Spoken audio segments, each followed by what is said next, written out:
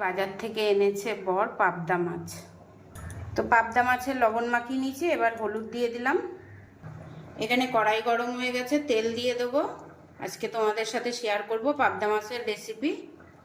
তো আজকে রান্না হবে পাবদা মাছ ভাজা করে ভাপা। তো বন্ধুরা দেখো, তেল গরম হয়ে গেছে, তেলের উপর দিয়ে দিলাম শুকনো লঙ্কা আর গোটা জিরে।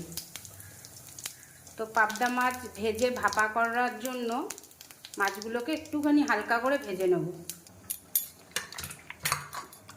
পাবদা মাছ প্রচণ্ড ফাটে, তার জন্য আমাকে কিন্তু খুব সাবধানে মাছগুলোকে দিতে হবে।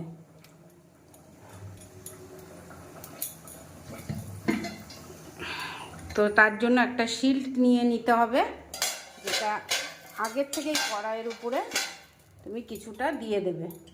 তারপরে পাবদা মাছ দিয়ে করে ঢেকে দেবে। দেখো দেখো। তো চলো মাছগুলো ভেজে নিই একটু হালকা করে। তো বন্ধুরা দেখো, মশলা করে নিয়েছি এখানে দই, কাঁচা লঙ্কা আর আদা বাটা, আর এখানে কাঁচা টমেটো বানিয়ে নিয়েছি।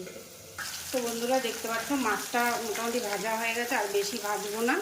এবার দিয়ে দেবো কাঁচা টমেটোগুলো আর কয়টা কাঁচা লঙ্কা ফাটিয়ে দিয়ে দিই।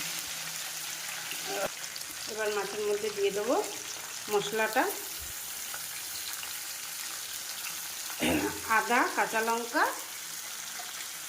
আর দই, অল্প একটু দই দিয়েছি। আর নামানোর আগে ধনেপাতা দেবো।